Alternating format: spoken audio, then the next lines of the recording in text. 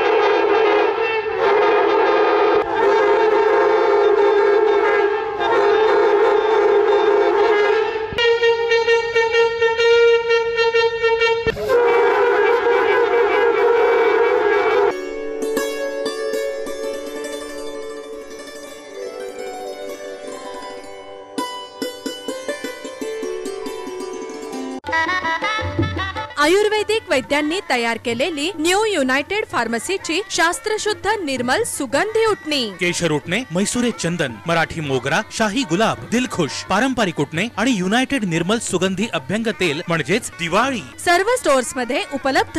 निर्मल सुगंधी उटणे।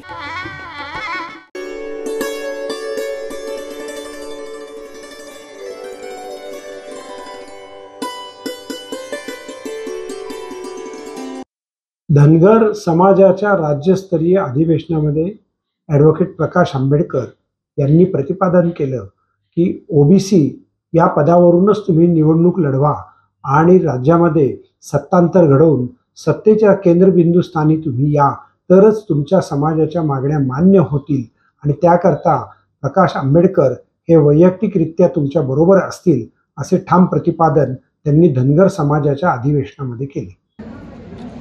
धनगर समाजाने एक लक्षात घेतलं पाहिजे की ते लढाऊ समूह आहे.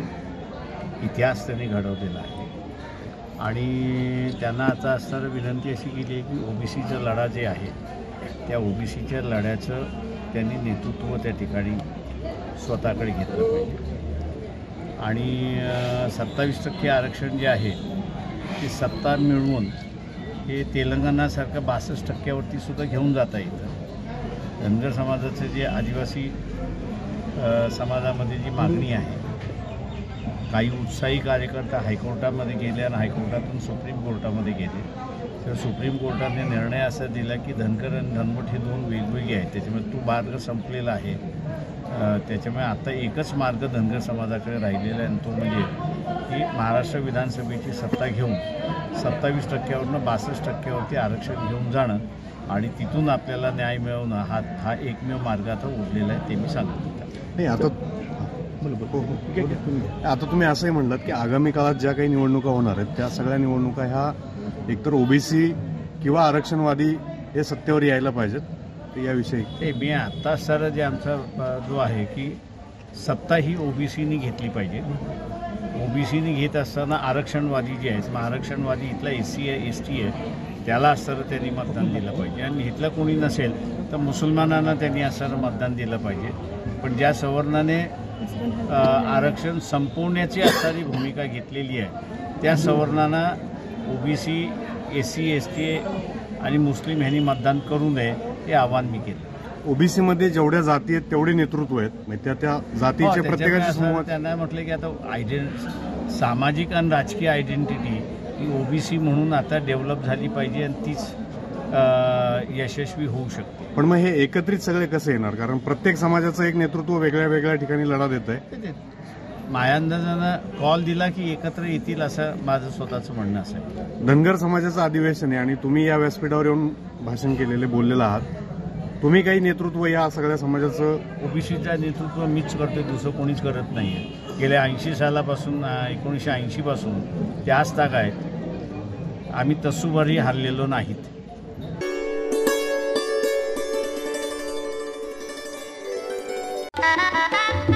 आयुर्वेदिक वैद्यांनी तयार केलेली न्यू युनायटेड फार्मसीची शास्त्रशुद्ध निर्मल सुगंधी उटणी. केशर उटणे, म्हैसुरे चंदन, मराठी मोगरा, शाही गुलाब, दिलखुश, पारंपरिक उटणे आणि युनायटेड निर्मल सुगंधी अभ्यंग तेल म्हणजेच दिवाळी. सर्व स्टोअर्स मध्ये उपलब्ध. निर्मल सुगंधी उटणे.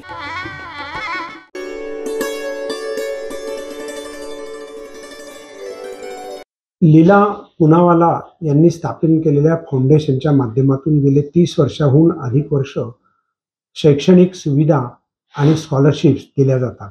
30 वर्षापूर्वी डॉक्टर किरण बेदी या कार्यक्रमाच्या प्रमुख पाहुण्या होत्या आणि आज 30 वर्षानंतरही त्या याच कार्यक्रमाच्या प्रमुख पाहुण्या म्हणून आल्यात याचा त्यांना अतिशय अभिमान वाटला. तेव्हा जाऊयात आपण लीला पुनावाला फाउंडेशनच्या कार्यक्रमात आणि किरण बेदी यांचं मनोगत ऐकायला. Let me tell you how my friendship with Leela began. I don't know why she invited me, but she did.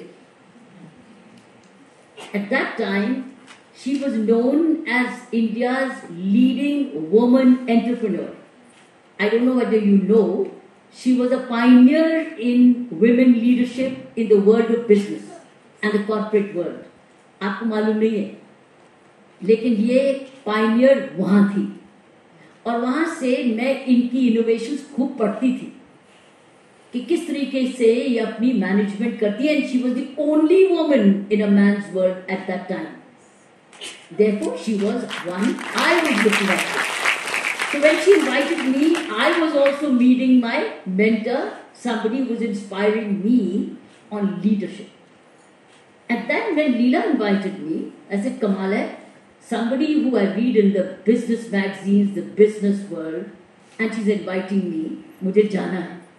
ये नहीं मालूम था कि इतनी दूर हम जर्नी इकट्ठे करेंगे, लेकिन लीला was already an inspiration to the corporate world as a woman, and she was far ahead of her time. Tetra Pak जब आया था as a product, ये लीला की इनोवेशन थी. आपको मालूम? नहीं ना मालूम, इसीलिए मुझे आपको ये बताना था. फिर इनको इस इतनी कॉर्पोरेट वर्ल्ड में लीला एंड फिरोज वर a great team together. And then what I saw is that now they were getting international recognition, international awards. And was that a Swiss award or Swedish? Swedish. Yeah. King of Sweden. उन्होंने इनाम दिया इनको, करोड़ों रुपए का इनाम था, करोड़ों रुपए. And that all made small news. तब सिर्फ अखबारी तो थे और थोड़ी सी जगह मैंने वो पढ़ा. और फिर मैंने ये भी पढ़ा कि इन लोगों ने एज अ फैमिली, फिरोज का तो अपना खूब जबरदस्त फूलों का बिजनेस था, रोजेस का business. He was a leading rose magnate and entrepreneur in this part of the world.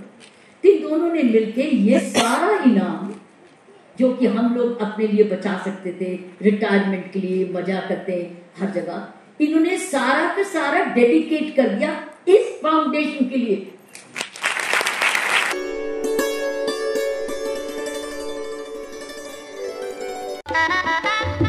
आयुर्वेदिक वैद्यांनी तयार केलेली न्यू युनायटेड फार्मसीची शास्त्रशुद्ध निर्मल सुगंधी उटणी. केशर उटणे, मैसुरे चंदन, मराठी मोगरा, शाही गुलाब, दिलखुश, पारंपरिक उटणे आणि युनायटेड निर्मल सुगंधी अभ्यंग तेल म्हणजेच दिवाळी. सर्व स्टोर्स मध्ये उपलब्ध.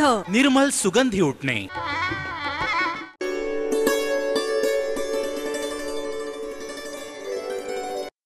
महाराष्ट्रामध्ये लाडक्या बहीण योजनेकरता 45,000 कोटी रुपये खर्च झाले. ते सातत्यानं आता होत राहतीलच. त्यामध्ये पुणे शहराचा, महाराष्ट्राचा, देशाचा विकास कसा होणार असा प्रतिपादन सुप्रिया सुळे यांनी केले आहे. राज्यामध्ये नुकताच पाऊस झाला आणि तोही मोठ्या प्रमाणात झाला. त्या पावसामुळे शेतकऱ्यांचं नुकसान झालं आणि त्यांना आर्थिक मदत सरकार देणार कशी, कुठून पैसे आणणार आणि कर्ज कसं उभं करणार, कारण महाराष्ट्र मुख्यतः कर्जावरतीच सध्या चाललेला आहे. मला काय आश्चर्य वाटत नाही, कारण गेले 1.5 वर्ष मी तुम्हाला सातत्याने सांगते की राज्याची आर्थिक परिस्थिती ही चांगली नाही आणि त्याच्यामुळे स्कीम वापरली. म्हणजे लाडकी बहीण योजनेच्याही 1 वर्षापूर्वी मोठ्या धूमधडाक्यातच लॉन्च झाला. आता 25 लाख नावं कमी झाले पहिल्या टप्प्यात. आनंदाचा शिधा हा उपक्रम हा बंद करण्यात आलाय. माननीय भुजबळ साहेबांचं स्टेटमेंट आज तुमच्या चॅनलवर आलेलं आहे, ते माझ्या फोनवर आता आलंय. भुजबळ साहेब असं म्हणतायत की फायनान्स डिपार्टमेंट कडून क्लिअरन्स नाही आलंय. हे भुजबळ साहेबांचे शब्द आहेत, माझे नाही.